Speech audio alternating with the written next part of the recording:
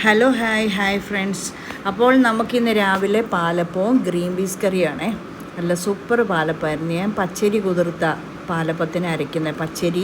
പച്ചരി കുതിർത്തിട്ട് ഈസ്റ്റൊക്കെ ഇട്ട് തേങ്ങ ഒക്കെ ഇട്ട് പിന്നെ ഇച്ചിരി അവൽ കുതിർത്തി ചേർക്കും. അവൽ കുതിർത്തോ അല്ലെങ്കിൽ ചോറോ ചേർക്കാം കേട്ടോ.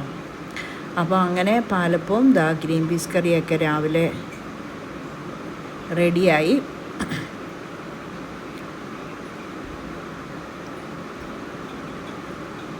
നല്ല സൂപ്പർ പാലപ്പമായിരുന്നു കേട്ടോ, അടിപൊളി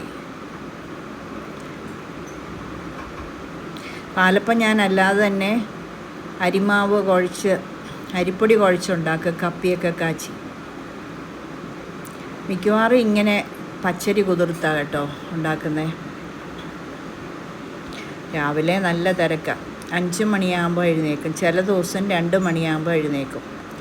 രാത്രി ചിലപ്പോൾ 10:30 കിടക്കും, ചിലപ്പം 12:30 കിടക്കും.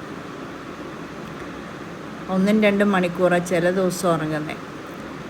10:30 കിടന്നിട്ട് 5:30 എഴുന്നേക്കുന്ന ദിവസമാണെങ്കിൽ കുറച്ച് നേരം നമുക്ക് ഉറങ്ങാൻ കിട്ടും.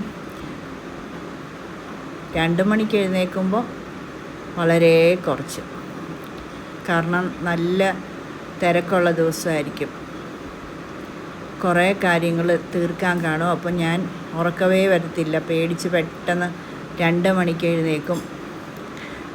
വൈകിട്ട് ഇച്ചിരി പച്ചക്കറിയൊക്കെ അരിഞ്ഞൊക്കെ വെക്കുകയാണെങ്കിൽ ഞാൻ 5 മണിക്ക് എഴുന്നേക്കത്തുള്ളൂ. ചിലപ്പം രാത്രി പുറത്തോട്ട് പോയി സാധനമൊക്കെ വാങ്ങിച്ചുകൊണ്ട് വന്നിട്ട് പിന്നെ നമുക്ക് മടിയായിരിക്കുമേ. അപ്പോൾ പിന്നെ നമ്മൾ അരിയാതൊക്കെ കിടക്കും. എന്നിട്ട് രാവിലെ എഴുന്നേറ്റ് പച്ചക്കറി അരിയല്ല. എനിക്ക് പച്ചക്കറി അരിയൽ ഇച്ചിരി താമസമുണ്ട്, പണ്ടേ അതാ ഒരു കുഴപ്പം. പിന്നെ ഫുഡ് പ്രോസസ്സർ നമുക്കുണ്ടായിരുന്നു, അത് 16 വർഷം നമ്മൾ ഉപയോഗിച്ചു. അത് കഴിഞ്ഞപ്പം അതിൻ്റെ ചെറിയൊരു കേട് വന്ന് നന്നാക്കാൻ കൊടുത്തപ്പോൾ അവരത് കുളവാക്കി. ഫിലിപ്സിൻ്റെ സൂപ്പർ സാധനമായിരുന്നു, അതുകൊണ്ട് എളുപ്പമാണ്. പിന്നെ തേങ്ങ ചിരകുന്ന മെഷീൻ ഉണ്ടെങ്കിൽ അതും നമുക്ക് എളുപ്പം. ഈ 2 പരിപാടിയാണ് നമ്മളെ താമസിപ്പിക്കുന്നത്. അത് രണ്ടും ഉണ്ടെങ്കിൽ 1 മണിക്കൂർ കൊണ്ട് നമുക്ക് ഒരു ലഞ്ചൊക്കെ ചെയ്യാൻ പറ്റും. അരിയാൻ എനിക്ക് ഒത്തിരി താമസം, അതിന് തേങ്ങ ചിരണ്ടുന്ന ഒരു പ്രയാസമാണ്.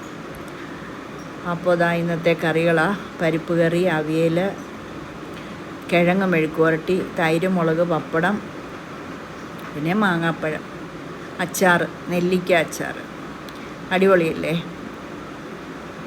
അപ്പോൾ എല്ലാവരും ഒന്ന് ലൈക്ക് ചെയ്യുകയും ഷെയർ ചെയ്യുകയും കമൻറ്റ് ചെയ്യുകയും സബ്സ്ക്രൈബ് ചെയ്യുകയും ഒന്ന് ചെയ്യണേ.